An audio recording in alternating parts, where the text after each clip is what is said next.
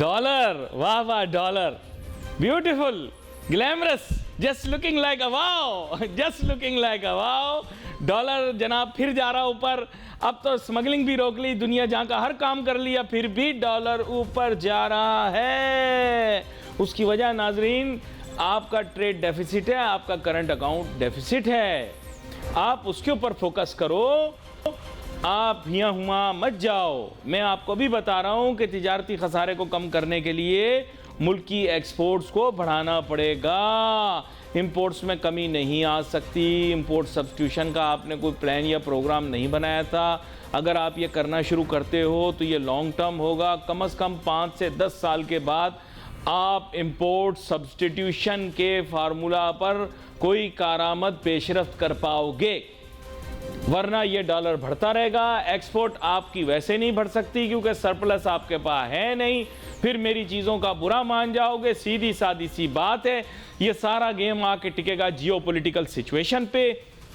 Geopolitical situation तब होगी ठीक जब पाकिस्तान के पड़ोस में होंगे हालात ख़राब, जो कि हो चुके हैं, और पाकिस्तान कोई किरदार अदा करेगा उन हालात को ठीक करने के लिए, और फिर मिलेंगे अपन को dollar just like a wow, just looking like a wow. तो नाजरीन, आप लोग सुनना नहीं चाह रहे मेरी बात। मैं आप लोगों को काफ़ी अरसे से समझा रहा हूँ। गोल्डन अपॉर्चुनिटी थी 15 अगस्त 2021 को, जब हमें ये कहा गया कि मामलात को संभाला जाए। काबुल ढह रहा है, उसको जाकर सहारा दो, संभालो, मामलात को आगे लेकर चलो, अफगानिस्तान की सिचुएशन को आप मैनेज करो। मेरी बात को हवा में उड़ा दिया गया। उसके आउटकम्स वो हैं जो आप अभी देख रहे हैं। उसके आउटकम्स थे एक बहुत ही मेजर फॉल आउट, जिसे हमने देखा कि जब बहुत सारी दहशतगर्दी, जिसका एपी सेंटर जो है अफगानिस्तान है, वो पाकिस्तान में होना शुरू हो गई। फिर उसके बाद हम मजबूर हो गए, हमें अफगानी बाशिंदों को जो कि नाजायज़ तौर पर पाकिस्तान में रह रहे थे, यहाँ से वापस भिजवाना पड़ गया। जब हमने वापस भिजवाया, उसके बाद पाकिस्तान के हालात और मज़ीद लॉ एंड ऑर्डर के और टेररिज्म के रिगार्ड से बहुत बड़े बड़े वाक़यात पेश आना शुरू हो गए। कल भी बहुत अफसोसनाक वाक़यात तिरा में पेश आया। मैं सबसे पहले तो देखें, जितने भी हमारे पाक अफवाज के जवान होते हैं, अफसरान होते हैं, जो इस तरह के वाक़यात के अंदर हुआ कैजुअल्टी, उनके लिए मैं हमेशा दुआ करता हूँ। तो 2 सेकंड की खामोशी में रखूँगा और दुआ करूँगा कि हमारे मुल्क की जो आओ बका के लिए जो लोग मेहनत काविश करके अपनी जान को और अपनी जान का नजराना पेश करते हैं, उनके लिए दुआ पेश करें।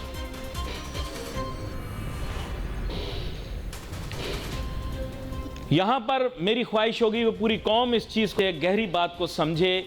मेरे जैसे पढ़े लिखे बच्चों की अगर बात मान लो तो इस तरह फिर आप लोग मुश्किल में ना आओ माशी तौर पे, जिस तरह की माशी मुश्किल में आप आ चुके हो।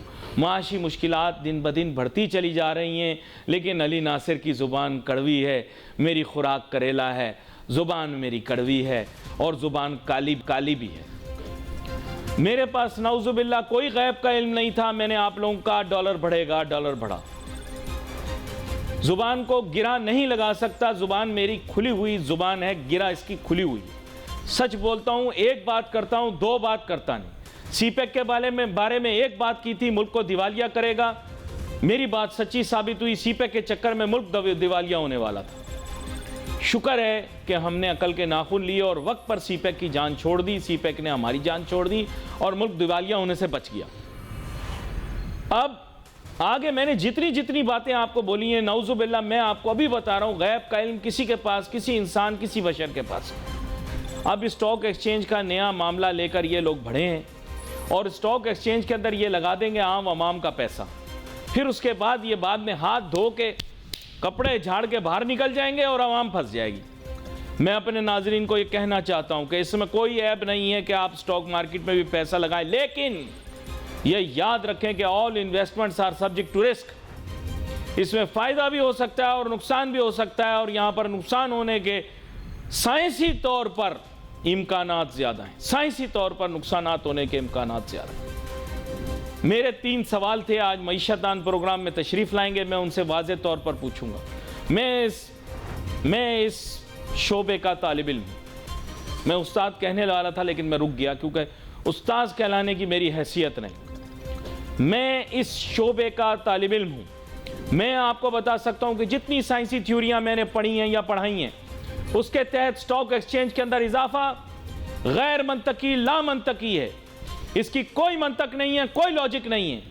کوئی سائنسداں میرے سامنے آ کر بیٹھ جائے، سائنسداں کی بات کر رہا ہوں بیکاز فائنینس بھی بیسیکلی کیا ہے کہ ایک مینجمنٹ سائنس کا پورشن ہے. میں اسٹریٹ فارورڈ یہ بات کر رہا ہوں، کوئی سائنسداں آ جائے. ہاں اگر آپ سٹاک ایکسچینج کے پروفیشنل کو بلا لیں گے تو وہ اپنی بات منوانے کی بھرپور کوشش کرے گا، لیکن اب عوام ماموں بننے والی نہیں. مارکیٹ روز ریکارڈ بنا رہی ہے، لیکن جو واٹس ایپ گروپس ہیں سٹاک ایکسچینج کے، ان میں سناٹا ہو کا عالم. لوگ اتنا پیسہ ہار چکے ہیں سٹاک ایکسچینج میں کہ اب ان کا بھروسہ دوبارہ اس پر آ نہیں رہا. جیسے کہ میں نے ناظرین آپ کو کہا تھا کہ ڈالر کیسے بھی حالات میں اپنی ویلیو دے کے جائے گا. لوگوں نے میرے اوپر باتیں کسیں، مجھے ایسا ویسا کہا، لیکن اللہ کا کرم ہے آج بھی سچ ثابت ہوا. آج آپ نے ہر میجر لے لیا، ہر کوشش کر کے دیکھ لی، لیکن مشکلات کا سامنا ٹریڈ ڈیفیسٹ اور کرنٹ اکاؤنٹ ڈیفیسٹ کی وجہ سے ہے. اور یہ آپ کے بھائی نے آج ثابت کر دیا، کیونکہ آپ نے ہر میجر لے لیا لیکن کنٹرول میں نہیں ہے. ٹریڈ ڈیفیسٹ پہ فوکس کرو، کرنٹ اکاؤنٹ ڈیفیسٹ پہ فوکس کرو، ڈالر نیچے آئے گا. اگر نہیں کرو گے. اچھا، میرے ذہن میں جو ابھرتے سوالات ہیں نا بھائی، میں تو طفل مکتب ہوں، اس کے جوابات ڈھونڈنا مشکل ہے. میں اپنے تئیں خود ہی سوال خود ہی جواب دوں اچھا نہیں. اسی لیے میں نے ایک ایسے ماہر کو دعوت دی ہے، ایک ایسے معیشت دان کو دعوت دی ہے جو بڑا کھل کے اسٹیٹس کی بنیاد پر میرے سوالات کا جواب دے سکتا ہے. اور شاید اسی کی وجہ سے مجھے سٹاک ایکسچینج کی کارکردگی کے متعلق بھی بہت ساری چیزیں پتہ لگ جائیں گی. اور جو اگلے دن آپ کو بتایا کہ بین الاقوامی ماہر سے مفروضوں کی بنیاد پر بات ہوئی، اس کو کسی حد تک ایک ٹھوس شکل بھی مل جائے گی. تو ڈاکٹر شاہد حسن صدیقی صاحب، آپ کو ویلکم کرتا ہوں شو میں. بہت شکریہ جناب. ڈاکٹر شاہد حسن صدیقی صاحب، ایک بنیادی سا سوال تھا. بین الاقوامی ماہر سے مفروضے کی بنیاد پر میں نے پوچھا کہ صاحب مجھے بتائیے، ہمارے سٹاک ایکسچینج والے کہتے ہیں کہ ہماری کمپنیز کی ارننگز بہت اچھی ہے، گروتھ بہت اچھی ہے، وغیرہ وغیرہ. تو مجھے کہنے لگے کہ آپ کے ملک کی جی ڈی پی کتنی ہے؟ میں نے کہا ہماری ملک کی جی ڈی پی جو ہے نیئر زیرو ہے. زیرو نہیں ہے، زیرو سے بہتر ہے، نیئر زیرو ہے. تو کہنے لگے اچھا، اس کا مطلب کہ آپ کی منیمم گروتھ یا منیمل گروتھ ہے. میں نے کہا جی. تو کہنے لگے اگر آپ کی ریئل جی ڈی پی کی منیمل گروتھ ہے تو آپ کے اس پورے سٹاک ایکسچینج کے اندر لسٹڈ کمپنیز جو ہیں ایگریگیٹ گروتھ نہیں دکھا سکتی. کوئی ایک آدھی اچھی کارکردگی دکھا دے تو سمجھ میں آ جائے گی، سب کی کارکردگی دکھانا ناممکن ہے. میں نے کہا کیوں؟ کہنے لگے کیونکہ یہ ریفلیکشن آف دی اکانومی ہے، اور جو آپ کی G D P growth rate ہوگی وہی ریفلیکٹ کر کے آپ کو سٹاک ایکسچینج میں دکھنی چاہیے. تو میں نے کہا چلو پھر ڈاکٹر شاہد حسن صدیقی صاحب سے پوچھوں گا کہ ڈاکٹر شاہد حسن صدیقی صاحب، یہ مارکیٹ کے اندر ہر آدمی شور مچا رہا ہے، ارننگز بہت اچھی، گروتھ بہت اچھی، لیکن وہ منطق تو عجیب سی ہے کہ جی ڈی پی آپ کی نیئر زیرو اور گروتھ آپ بہت اچھی دکھا رہے ہیں. سمجھ نہیں آئی مجھے، بات سمجھائیں تھوڑی، میں معصوم سا بچہ ہوں. جی. اچھا جناب، بات یہ ہے کہ اس سال جو ہماری شرح نمو متوقع ہے وہ جنوبی ایشیا کی اوسط سے آدھی سے بھی کم ہے. جی. اور ہماری جو مہنگائی ہے وہ جنوبی ایشیا کی اوسط سے تقریباً 3 سے 4 گنا زیادہ ہے. 3 سے 4 گنا مہنگائی زیادہ ہے. اس کے جو منفی اثرات ایمپلائمنٹ پر، کارکردگی پر، غربت پر، غریب اور امیر کے فرق پر، بے روزگاری پر پڑیں گے وہ بالکل واضح ہے. بیسیکلی یہ جو کچھ ہو رہا ہے وہ میں تو اب بھی پوری نیک نیتی سے سمجھتا ہوں کہ یہ کچھ عرصے کے بعد، کیونکہ یہ سب پاکستان کی تاریخ کی سب سے اونچی ہے مارکیٹ ہماری، تو وہ تو اس کی کوئی بنیاد معاشی تو موجود نہیں ہے. ایک ہے کہ ہماری ایک طاقتور شخصیت نے 6 گھنٹے ملاقات کی تھی اور اس میں یہ یقین دہانی کرائی گئی تھی، اور وہ لوگوں کو کہنا یہ ہے اسٹاک ایکسچینج کے کہ ہمیں اس پہ 100% یقین ہے. ایک تو یہ کہ بہت جلد 125 ارب ڈالر ہمارے ملک میں آئیں گے، اور دوسرے وہ ایک ایسی بات ہو رہی ہے جو عقل سے بالاتر ہے، جو جس میں میڈیا بھی شریک ہے. وہ یہ کہہ رہے ہیں کہ جی جو بھی ہم نے وہ کیے ہیں، کریک ڈاؤنز کیے ہیں، اس میں روپے کی قدر میں بڑی بہتری آئی ہے. میں ایک چیز صرف سمجھنا چاہتا ہوں، اور وہ یہ ہے کہ جو 12 جولائی کو جب اسٹیٹ بینک کا قرضہ معاف کیجیے گا IMF نے ہمیں قرضہ منظور کیا, ہمیں قسط ملی, دوست ملکوں سے ہمیں پیسے بہت مل گئے, اس کی وجہ سے بحران کی کیفیت ختم ہو گئی. اس کے بعد سٹے بازی کو روکا گیا, سماجی خرابیوں کو روکا گیا, ہنڈی حوالے کو روکا گیا, ڈالر کی اسمگلنگ کو روکا گیا. لیکن 12 جولائی کو جو ڈالر کا ریٹ تھا آج اس سے 10 روپیہ جو ہے نیچے ہے. تو وہ جو بہتری کے دعوے کر رہے ہیں, جو تالیاں بجائی جا رہی ہیں, مجھے یہ بتا دیں کہ کیا 12 جولائی کو 276 روپے کا ڈالر نہیں تھا اور آج 286 کا ہے؟ جی تو پھر ہوا کیا؟ نہیں, میں تو مان رہا ہوں آپ کی بات کو, لیکن میں آپ سے پوچھنا چاہ رہا ہوں کہ ٹی بی کے مریض کی اگر سگریٹ بند کرا بھی جائے تو کیا فائدہ؟ اب تو اس کو ٹی بی ہو چکا, اب تو دوا سے ٹھیک ہوگا نا. ہم پریونٹیو میجرز کا کس طرح سے یوٹیلائزیشن کریں؟ ٹی بی کا مریض جو اس کا سگریٹ بند بھی کروا دیں تو کیا فائدہ؟ میرا یہ کہنا ہے, آپ بتائیے. پریونٹیو میجرز کا بھی فائدہ نہیں, ابھی تو ٹھیک کرنا ہے چیزوں کو. نہیں دیکھیے, بات یہ تھی کہ جب تک ہم یہ نہیں سمجھیں گے ہماری اشرافیہ کی معیشت ہے اور نگراں حکومت نے سوائے اس کے کہ IMF کی شرائط پوری کر کے عوام پر بوجھ ڈال کے جو ہے وہ اس بات کو تقریباً یقینی بنا لیا ہے کہ ہمیں ایک قسط ابھی $700 ملین کی ملی جائے گی, کچھ اوپر نیچے کر کے. اور 2024 میں جو بڑی رقم کا قرضہ پاکستان کو لینا ہے, ہمیں IMF کے شکنجے میں پھنسانا ہے, ہمیں استعماری طاقتوں کے شکنجے میں پھنسانا ہے, ہمیں تقریباً 3 سال تک پاکستان کی معیشت کو گروی رکھنا ہے, مہنگائی بڑھانی ہے. یہ سب چیزوں کی تقریباً تیاری مکمل ہے. اور یہ جو اپریل تک کا 9 مہینے کا عبوری مدت کا قرضہ تھا, وہ تھا اسی لیے کہ اس وقت تک جو ہے دوسری حکومت آ جائے اور ان سے پھر یہ کہا جائے کہ جناب یہ آپ کی شرائط ہیں. پچھلی حکومت نے تو یہ کہا تھا کہ جی ہمارے پاس جو اختیارات ہیں وہ محدود ہیں. اب آپ کے پاس تو الحمدللہ سارے اختیار ہیں, لیکن میں یہ پوچھنا چاہتا ہوں کہ کیا جو اختیارات نگراں حکومت کے پاس تھے دانستہ ان سے انہوں نے اجتناب نہیں کیا؟ کیا یہ آپ کے پاس ریکارڈ میں نہیں ہے اور آپ نے اپنے پروگرام میں ڈسکس نہیں کیا سب نے کہ 17 سیاستدان ایسے ہیں جنہوں نے ایران کی تیل کی اسمگلنگ کی تھی؟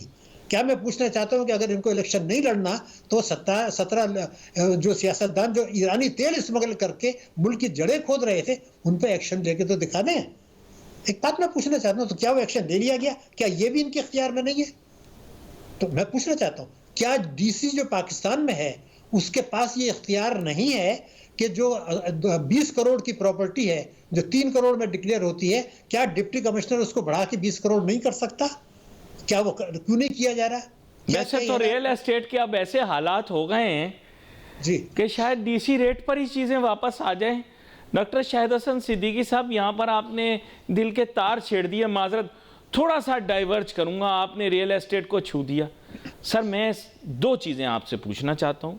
پہلی چیز یہ ہے کہ ریئل اسٹیٹ کے اندر اتنا زیادہ پاکستانیوں کا پیسہ پارک ہو گیا. کراچی تک, خیبر تک ہاؤسنگ سوسائٹیاں جو نجی طور پر کام کر رہی تھیں, پرائیویٹ ہاؤسنگ سوسائٹیاں, انہوں نے لوگوں کا مال اندر کیا. اب کیونکہ وہ ان پروڈکٹیو سیکٹر تھا اور سپیکولیٹو تھا, آج اس کے ریٹ گر گئے. پاکستانی گھر بیٹھے بیٹھے بہت بڑی سرمایہ کاری کی رقم سے محتاج ہو گئے. تو میں آپ سے یہ جاننا چاہتا ہوں کہ اس کے اثرات اکانومی پر کیا ہوں گے؟ جس نے لیا تھا ڈبل دام پر, آج اس کے آدھے بھی نہیں مل رہے, تو وہ پیسے کہاں گئے اور اکانومی پر اس کے کیا اثرات ہوئے؟ جی نہیں, مگر جو آپ نے فرمایا ڈبل دام پہ دیا تھا, میرے پاس جو ریکارڈ ہے وہ تو یہ ہے کہ 10 کروڑ کی پراپرٹی تھی مارکیٹ میں, وہ 4 کروڑ کی خریدی گئی تھی اور 16 کروڑ چوری کا, رشوت کا, اسمگلنگ کا پیسہ وہاں گیا. تو سوال یہ پیدا ہوتا ہے کہ اس کے 2 اسپیکٹ ہیں. ایک تو جو آپ نے بتایا وہ بڑا اہم ہے, اس کو بہت سنجیدگی سے لینا چاہیے. آپ نے جو بات معصومیت سے کر دی ہے, یہ کوئی معمولی بات نہیں ہے, کیونکہ جو جینوین انویسٹرز تھے, جو جینوین لوگ تھے جنہوں نے اس لیے لگایا تھا کہ کل کو کچھ وہ کریں گے اس کو, وہ تو تباہ برباد ہو گئے. لیکن جن لوگوں نے 70-80% چوری کا, رشوت کا, اسمگلنگ کا لگایا تھا, ان کو آپ کیوں نہیں پہلے تو لا رہے ہیں؟ اس لیے کہ اگر آپ ان کو دائرے میں لے آئیں اور اس کی مالیت وہ مقرر کر دی جائے اور وہ کہا جائے کہ آپ بیچیں گے, اس سے کم نہیں. لیکن پابند کر دیا نا, اب تو کہہ رہے ہیں کہ ریگولیٹری فریم ورک اور ٹیکسیشن کا فریم ورک ایسا بنا دیا ہے کہ ہم نے پابند کر دیا ہے کہ لوگوں کو ڈکلیئر کرنا پڑے گا. میں نے جہاں تک سنا ہے, آپ کیا جانتے ہیں اس متعلق؟ دیکھیے, جہاں تک میں آپ سے بتاؤں کہ اب سے 12 سال پہلے کئی مرتبہ میرے نام سے یہ چھپ چکا ہے کہ دنیا کے بہت سے ملکوں میں یہ ہے کہ آپ یہ کہیں کہ جب کوئی چیز پراپرٹی بیچنا چاہ رہے ہیں تو یا تو یہ قانون بنا دیں کہ اس کے ایک ہفتے کے اندر حکومت خود، یا حکومت نہیں آنے چاہے، کوئی بھی شخص میدان میں کود پڑے اور وہ یہ کہے کہ جناب میں اس کو 10% نہیں، میں 15% پہ خریدتا ہوں، تو وہ پھر قیمتیں بڑھنی شروع ہو جائیں گی. اچھا لیکن آپ ایک بینکر ہیں، اس ناطے آپ سے پوچھنا چاہتا ہوں، اب آپ عوام کے سامنے کبھی کسی نے اس طرح سے بات رکھی نہیں، یہ لوگ اوپن فائل پہ چیزیں بیچتے اور خریدتے ہیں. ان ادر ورڈز وہ فائل جو ہے وہ ایک نیگوشیبل ڈاکیومنٹ بن جاتی ہے اور وہ ایک بیئرر ڈاکیومنٹ بن جاتی ہے. ریگولیٹری فریم ورک اس کو الاؤ کرے نہ کرے، لیکن کیونکہ کامن پریکٹس کی بنیاد کے اوپر یہ چلتا ہے کہ وہ اوپن فائل پھر بیچی اور خریدی جاتی ہے، اس کی کوئی ڈاکیومنٹری ویلیو نہیں ہوتی حکومت کی کتابوں میں، لیکن لوگوں کے ذہنوں میں ہوتی ہے، یعنی ڈی فیکٹو طور پہ وہ ویلیو ہولڈ کرتی ہے. اب اس کو تو روک ہی نہیں سکتے، کوئی اوپن فائل لے کے گھوم رہا ہے، کیسے روکیں؟ یہ بتائیں. زیادہ تر اوپن فائل گھوم رہی ہے مارکیٹ میں. دیکھیے نیگوشیبل ایکٹ جو ہے وہ قانونی دستاویز ہے. جو نیگوشیبل انسٹرومنٹ ایکٹ 1881 سے گورن ہوتا ہے. جی 1881 سے چل رہا ہے نا ہمارا اس میں تو کچھ نہیں امینڈمنٹ ہوئی. جب یہ جو ٹرانزیکشن آپ کر رہے ہیں، اگر یہ معاملہ کورٹ میں جائے تو کیا ہوگا؟ یہ مارا جائے گا. تو اب بہتر اس کے مفاد میں بھی یہی ہے، حکومت کے مفاد میں بھی یہی ہے کہ جتنی جلدی ٹھیک ہو سکے اپنے اس کو ٹھیک کریں، اس لیے کہ قانونی حیثیت بہرحال نہیں. اچھا لیکن قانونی طور پر یہ ناجائز بھی نہیں ہے کہ کوئی اوپن فائل یعنی ایک کاغذ جو کہ کمٹمنٹ کے طور پر ہو اس کو کسی کے ساتھ ایکسچینج کر لے، یا قانونی طور پر بھی اس کی قید ہے کہ اس کو آپ سرکولیٹ نہیں کر سکتے، کیونکہ وہ کرنسی کے طور پہ سرکولیٹ تو نہیں کر رہا، وہ تو بس ایک کمٹمنٹ ہے. IOU تو میں اسے نہیں کہوں گا، لیکن ایک کمٹمنٹ ٹائپ ایک چیز ہے جو ایک دوسرے کو لے اور دے رہے ہیں. کیا کہتے ہیں آپ؟ محترم میں یہی آپ کی خدمت میں عرض کر رہا تھا کہ جس چیز کے آپ مالک نہیں ہیں اس کو آپ بیچ نہیں سکتے. پہلے آپ اس کے مالک ہوں گے تو بیچیں گے نا. تو وہ ٹرانزیکشن جو ہے وہ irregular ہے، not enforceable by the law. ہو رہا تھا، سب نے آنکھیں بند کی ہوئی تھی، بالکل صحیح ہے، لیکن ہو تو اسمگلنگ بھی نہیں تھی. لیکن آج آپ کو اسمگلر کو پکڑیں، وہ یہ کیا چیز، یہ تو 20 سال سے ہو رہی ہے، تو اس کو چھوڑا. تو اگر پکڑنا چاہیں تو نہیں پکڑیں گے، لیکن پکڑ تو سکتے ہیں. نہیں پکڑ رہے وہ الگ بات ہے، چونکہ وہ طاقتور ہے. میرا کہنا یہ ہے کہ اب یہ وقت آ گیا ہے، اس میں حکومت بھی شاید کچھ سنجیدہ ہے. اب یہ چیز نہیں چلے گی، اس لیے کہ اس میں بہت بڑے بڑے اسکینڈلز ہو گئے، کئی ہزار ارب روپیہ. آپ کو پتا ہے کہ ڈاکٹر شاہد حسن صدیقی صاحب، لوگوں کے پاس جو زمین نہیں تھی، یہی تو میں آپ کو بتا رہا ہوں، جو زمین نہیں تھی وہ بھی لوگوں نے الاٹ کر دی. ایک کورے کاغذ پہ تو میں نہیں کہوں گا، لیکن اپنے لیٹر پیڈ کے اوپر لوگوں نے کمٹمنٹس کر کے اوپن فائلوں کے ذریعے بڑی خوبصورت لیدر بائنڈنگ کے اندر لوگوں کو یہ کہہ دیا کہ صاحب یہ لیجئے، یہ اب آپ کو یہ چیز ہم نے آپ کے حوالے کر دی. تو اربوں روپیہ آگے پیچھے ضرور ہوا ہوگا، no doubt about it, but unfortunately اب اس کو کیش کیسے کریں؟ لوگ بول بھی نہیں پا رہے نا، کیونکہ ان کو خود بھی پتہ ہے، جیسے آپ نے بتایا کہ اس کی کوئی قانونی حیثیت نہیں. تو جن کو اربوں کا نقصان ہوا ہے وہ خاموش گھر پہ بیٹھے ڈپریشن کے مریض بن گئے. کوئی حل تو ہونا چاہیے اس مسئلے کا، کیا کہتے ہیں آپ؟ نہیں دیکھیے، ڈپریشن کے مریض بن جائیں، میں تو کہتا ہوں کہ وہ ان میں سے کچھ تباہ و برباد ہو جائیں گے، ان کی نسل تباہ ہو جائے گی. تو دو چیزیں ہیں، ایک تو یہ کہ غیر قانونی کام ہوتا رہا، حکومت کی ناک کے سامنے ہوتا رہا، سب کو پتہ تھا. وہ سوسائٹیز جو کہ آپ سمجھیں کہ پاورفل لوگ چلا رہے ہیں، وہ بھی یہ سب کچھ کرتے رہے. کسی نے 460 ارب روپے کا فائن بھی ہو گیا، ملتا ہے نہیں ملتا ہے الگ چیز ہے. تو میرا کہنا یہ تھا کہ اب یہ بہت سنجیدہ چیزیں ہیں.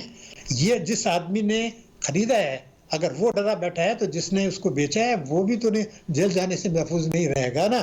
اس لیے بہتر یہی ہوگا کہ کچھ نہ کچھ معاملات کو یہ شاید نہ کر پائیں کیئر ٹیکرز، لیکن یہ سنجیدہ چیزیں ہیں. کئی ہزار ارب روپیہ چوری کا مال لگا ہونا، اور اس طریقے سے چیزوں کو کوئی طریقے سے آربیٹریشن کوئی طریقہ نکالنا چاہیے کہ ان چیزوں کو ریگولرائز کیا جا سکے، کہ دونوں مجرم ہیں.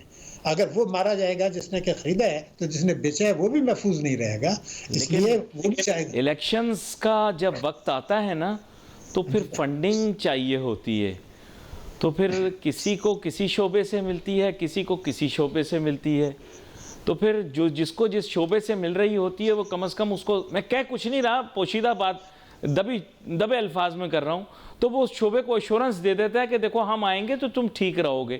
اور پھر اسی لیے بہت سارے لوگ جو کہ اس کاروبار سے وابستہ ہیں، آپ نے دیکھا ہوگا، وہ ہیاں اور ہواں ہو گئے ہیں، اور انہیں یہ کہا گیا الیکشن ہو جائیں تو پھر اس کے بعد آ جائیے گا. ابھی آپ ہیاں ہواں ہو جائیں، کیونکہ قانونی ادارے اور دیگر ادارے آپ کو پکڑ سکتے ہیں. آپ کی بھی نظر سے یہ باتیں گزری ہوں گی. اس میں ایک جو اچھی چیز ہے، جو رے آف ہوپ ہے، وہ یہ ہے کہ اب ہماری جو اعلیٰ عدلیہ ہے اس میں کافی مثبت تبدیلیاں آئی ہیں، کچھ آرگنائز ہوا ہے، کچھ چیزیں ہوئی ہیں. تو اب ہر آدمی اپنے خوفزدہ ہوگا کہ اگر یہ معاملہ گیا تو پھر وہ محفوظ وہ بھی نہیں رہیں گے، وہ بھی نہیں رہیں گے. تو اسی لیے بہتر یہی ہے کہ اب فیصلہ کر لیں کہ کم از کم وہ چیزیں جو ان کے دائرہ اختیار میں قانونی طریقے سے آ سکتی ہیں اور ان کے جانے کا خدشہ موجود ہے، تو وہاں پر جو ہے اگر یہ نہیں کرتے، پاکستان کو تو نقصان ہو ہی رہا ہے، ہوتا ہی رہے گا، لیکن یہ تھا کہ بہت سے لوگ جو ہے نا وہ تباہ برباد ہو جائیں گے. تو میں اب بھی یہ کہوں گا، پہلا کام ڈی سی کرے یا ایف بی آر کرے، کیئر ٹیکرز کے پاس 100% اختیار ہے کہ وہ یہ کہیں کہ آج کی تاریخ کے بعد سے جو مارکیٹ ویلیو ہے اس سے کم پہ کوئی خرید و فروخت نہیں ہوگی. یہ بڑا اہم نقطہ ہے. اب آئیں گے جناب ہم یہ IMF کی ٹیم پاکستان میں کیا چیزیں دیکھ کر جا رہی ہے یا دیکھ کر گئی ہے یا دیکھ کر جائے گی. تو جناب ڈاکٹر شاہد حسن صدیقی صاحب، بات یہ ہے کہ IMF کے توسط سے تو میں نے کوئی بیان نہیں پڑھا. ہم لوگوں نے خود بیان دیا ہے، اس میں ہم نے کہا ہے کہ IMF ہم سے مطمئن ہے. تو یہ بات تو خیر مجھے ابھی فی الفور تو ہضم نہیں ہوئی.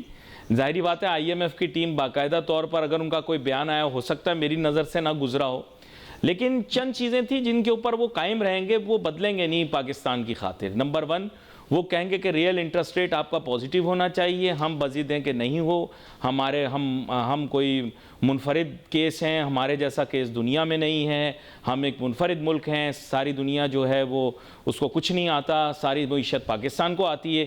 اس لیے ہم اس پر اصرار کر رہے ہیں کہ ہمارے ملک کے اندر انفلیشن زیادہ ہونے کے باوجود ہم انٹرسٹ ریٹ کو کسی طرح کم کر لیں، لیکن وہ ہماری باتوں میں نہیں آئے.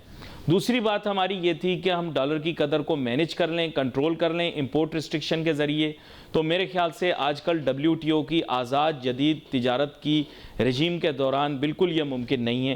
تو یہاں پر بھی ہم پھنس گئے. میں چاہوں گا پہلے ان 2 چیزوں کے اوپر آپ روشنی ڈال دیں کہ انٹرسٹ ریٹ کے متعلق ان کی کیا رائے ہے اور فورن ایکسچینج ریٹ کے بارے میں ان کی کیا رائے ہے. جی علی ناصر صاحب، وہ جو ڈالر والی بات ہے ذرا زیادہ اچھی نہیں ہے. اچھا. میں کہنا نہیں چاہتا، لیکن مجھے کچھ ایسا لگتا ہے کہ جون تک خدا نخواستہ یہ 330 پر لائیں گے.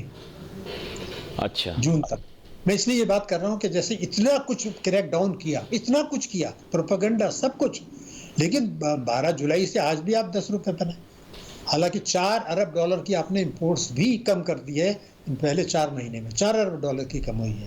اب حالات آپ دیکھ رہے ہیں ادھر اسرائیل، میں اس کو فلسطین اسرائیل کی جنگ نہیں کہتا، اسرائیل کی جارحیت جاری ہے اور بڑی طاقتیں مغرب کی اس کی حمایت کر رہی ہیں.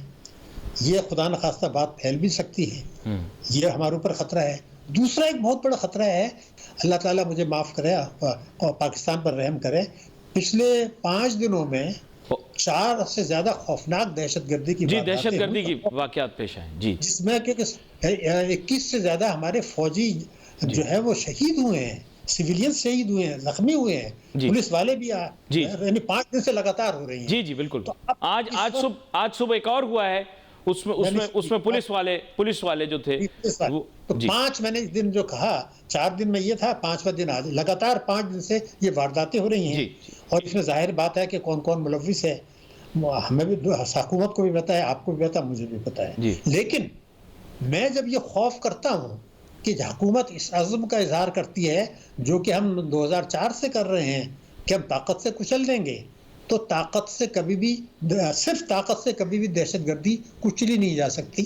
مجھے یاد ہے مشرف صاحب کے بعد جو کیانی صاحب آئے تھے، انہوں نے یہ کہا تھا کہ ہم دہشت گردی کی جنگ جیتنے کے قریب ہیں. اور میں نے اپنی کتاب دہشت گردی سیاست میں لکھا تھا کہ آپ کوئی قریب غریب نہیں ہیں، وہ انڈر گراؤنڈ چلے گئے ہیں، وہ باہر چلے گئے، پھر آ جائیں گے. تو جب تک آپ طاقت کے استعمال کے ساتھ ان لوگوں کے دل و دماغ نہیں جیتیں گے، اور یہ جو دہشت گردی کی باتیں ہوئی ہیں یہ 3 صوبوں میں ہوئی ہیں. آپ یہ بہت سندھ کو آپ چھوڑ دیں، 3 صوبوں میں ہوئی ہیں. یہ بڑی خوفناک بات میں آپ کو. اور حکومت میاں والی، تیرا، گوادر، بالکل صحیح کہہ رہے ہیں آپ. جی 3 صوبوں میں ہوئی ہیں. ٹھیک ہے نا.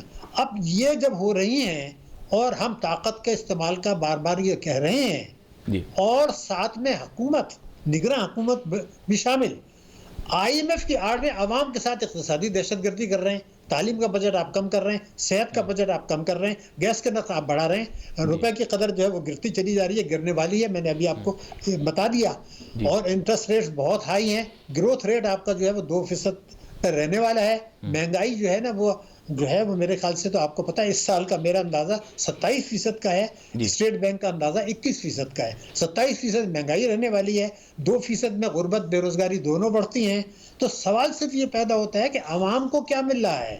آج بہبود پر جو آپ ریٹ دے رہے ہیں، آپ نے تو پازیٹیو شرح کی بات کی، میں یہ کہوں بہبود جس کو آپ کہتے ہیں بیوائیں، ریٹائرڈ لوگ جو بیچارے ہیں وہ ان کو اب 18% دے رہے ہیں. جی اور میرے خیال ابھی ریٹ انہوں نے کم کیے، جو کہ میرے خیال سے جن کا جواز نہیں تھا کہ ریٹ کم کیے جاتے.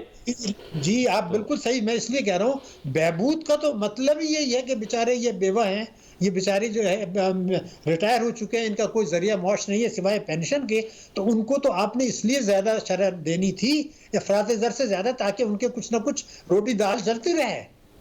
آپ اس کو پہلے ہی کم جو کر رہے تھے، اب تھوڑی بہت معمولی کمی کر دی. تو میں یہ پوچھنا چاہتا ہوں یہ بہبود کون سا ہے بھائی، یہ پینشن. دوسری طرف آپ جو ہے 41 لاکھ آدمی تھے جن کے چوری کے اثاثوں کی ڈیٹیل آپ کے پاس ہے، وہ نہیں مانتے.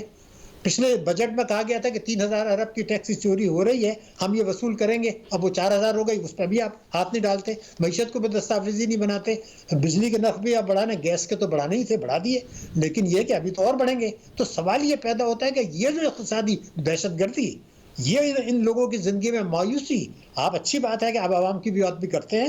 میں یہ کہنا چاہتا ہوں کہ یہ جو کروڑوں غریب عوام ہیں، ان کو کیا ملنے والا ہے آج سال یا 2024 میں، یا اس کے بعد IMF کا شکنجہ پھر آئے گا. آپ کی مہنگائی آپ کی بڑھ رہی ہے، غربت بڑھ رہی ہے، تعلیم کا بجٹ کم ہو رہا ہے، صحت کا بجٹ. پھر آپ میری استدعا سن لیں. میری استدعا پھر یہ ہے کہ پھر کمپرومائز کر لیں نا. دیکھیں تھوڑا بہت تو آپ نے کمپرومائز کیا ہے ڈاکٹر شاہد حسن صدیقی صاحب، آپ سمجھا کریں باتوں کو. بچپن میں مجھے یاد ہے وہاں پر کوئی تیلی بھی جل جاتی تھی تو یہاں لوگ پیٹ پر لیٹ جاتے تھے. اب مشرق وسطیٰ کے اندر کیا کیا ہو گیا اور یہاں پر کیا ہونا چاہیے تھا اور کیا ہوا آپ خود ہی سمجھ گئے ہوں گے. ہم نے بڑے بیلنس طریقے سے معاملات کو سنبھالا ہے، اتنے پرسکون رہے ہیں، اور جو بھی معاملہ وہاں پر پیش آ رہا ہے مشرق وسطیٰ میں جس طرح کی کیفیت ہے، اور آپ پہلے شخص ہیں جنہوں نے اس معاملے کو ہائی لائٹ کر کے اسرائیل کا مسئلہ بتایا ہے، کیونکہ ہر شخص اس کو فلسطینی ایشو کے طور پر پیش کرنے کی کوشش کر رہا ہے. میرے خیال سے غازہ کی طرف توجہ غازہ کی طرف توجہ کر کے یروشلم کا جو مسئلہ ہے اس کو کسی طرح اسرائیل اپنے حق میں کرنا چاہ رہا ہے. پہلے ہی تل ابیب سے دارالحکومت یروشلم پہنچانا چاہ رہا ہے. لوگ پاکستان میں چونکہ نقشے سے ہی واقف نہیں ہیں تو ان کو پتہ نہیں کہ دراصل یہ سیاست کیا کی جا رہی ہے. یہ بہت بڑی گیم کھیلی جا رہی ہے جس کا مقصد دراصل یروشلم کا اسرائیل کے حق میں فیصلہ کروانا ہے. تو میرا یہ خیال ہے کہ آپ بھی تھوڑا عوام کو ہائی لائٹ کر کے یہ پرابلم بتائیں، کیونکہ لوگوں کی توجہ ہٹ گئی اور وہ اس کو قومیت کا مسئلہ یعنی فلسطینی مسئلہ سمجھ رہے ہیں، جبکہ یہ تو پوری مسلم امہ کا مسئلہ ہے. اور یہ سرزمین تو انبیاء علیہ السلام کی سرزمین ہے، اور جن شہروں کے متعلق ابھی بات کی جا رہی ہے یہ شاید اتنے اہم نہ ہو. بیت الحم حضرت عیسیٰ علیہ السلام کی پیدائش کی جگہ، اس کے علاوہ بے شمار اور شہر موجود ہیں اسرائیل کے اندر جہاں کسی نہ کسی کہیں نہ کہیں انبیاء علیہ السلام کی نوادرات موجود ہیں. تو اس کو بھی ذرا ہائی لائٹ کریں. ہماری قوم کے لوگوں کو کچھ نہیں پتا، یہ بس ایسے ہی نکل جاتے ہیں، ان کو کچھ خبر نہیں ہے. جی علی ناصر صاحب، یہ جو سازش ہے یہ امت مسلمہ کے خلاف ہے. امت مسلمہ کو تقسیم کرنا، کمزور کرنا، آپس میں اختلافات کرنا، اور جہادی تنظیموں کو جو اپنے حق کے لیے لڑ رہے ہیں دنیا بھر میں، اس میں ہمارا کشمیر بھی شامل ہے، اس کو ناقابل تلافی نقصان اس بات سے پہنچے گا کہ اتنی عظیم قربانیاں دینے کے باوجود اگر وہ کوئی سیاسی فائدہ حاصل نہیں کر پا رہے، کیونکہ جو ہے وہ امریکہ، یورپین یونین وغیرہ ملے ہوئے ہیں، کچھ اسلامی ممالک جو میٹر کرتے ہیں وہ ابھی تک اسرائیل کے ساتھ ان کے تعلقات برقرار ہیں. اور عوام کو کہنے کے لیے اگر آپ نے کچھ اسٹیٹمنٹس ایشو کر دیے تو ہمیں پتہ ہے، دنیا کو پتہ ہے، آپ کو پتہ ہے کہ کم سے کم 5-6 بڑے اسلامی ملک ایسے ہیں جن کی صرف زبانی ہمدردیاں ہیں، وہ نہیں کر رہے. لیکن ہم کچھ اس لیے نہیں کہتے کہ جب ہم نے خود طالبان کی حکومت گرائی تھی، کئی ہزار یہاں سے جو ہے حملے ہوئے تھے، تو اب ہم کس منہ سے امت کی بات کریں گے؟ یہ سوال پیدا ہوتا ہے صرف تھیوریٹی کرنے کے علاوہ. تو امت مسلمہ کو بھی سوچنا ہوگا کہ دنیا کے یہ جو 57 ممالک ہیں یہ کرپٹ ترین ممالک میں کیوں ہیں؟ یہی جو ہے مقروض کیوں ہیں؟ یہاں جمہوریت کیوں نہیں ہے؟ اگر آپ دیکھیں، میں کہہ رہا تھا، پھر آپ کہیں گے فالتو بات کر رہا ہوں، میں نے جو کرپشن کی لسٹ دیکھی ہے، پہلے 20 ملکوں میں کوئی اسلامی ملک شامل نہیں ہے. ٹاپ کلین کنٹریز، آخری 20 کنٹریز جو ہیں اس میں آدھے سے زیادہ مسلمان ملک ہیں، اور جو ایک دو اچھے کرپٹ شفاف ہیں وہ ہیں جو جن کی چھوٹی چھوٹی آبادی ہے، بحرین، UAE. تو جو بڑے مسلم ممالک ہیں وہ کرپٹ ترین ممالک ہیں.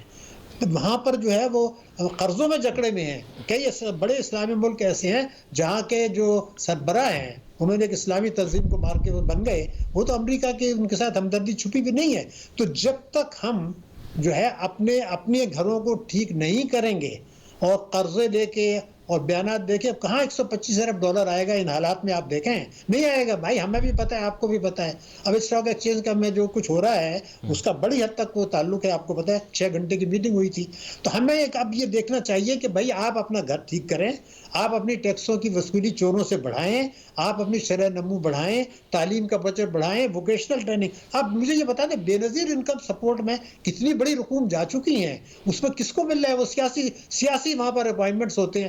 میں آپ کو پہلے بھی میں نے کہا تھا کہ اگر آپ بے نظیر انکم سپورٹ کو مائکرو فائنانس سے ملا کے لاکھوں لوگوں کو قرضے دلائیں، جس کا 25% بے نظیر انکم سپورٹ سے ہوگا، اور وہ معاف ہو جائے گا اگر وہ قرضہ واپس کرتے ہیں. پلمبر، الیکٹریشین، کارپینٹر، چھوٹے کسان، گھریلو خواتین، وہ کرنے کے بجائے اپنے سیاسی وہاں پر جیسے میں آپ کو استاد مانتا ہوں، اسی طرح میرے ایک اور استاد بھی ہیں جنہوں نے مجھے یونیورسٹی میں پڑھایا. ان کا نام ڈاکٹر کیسر بنگالی.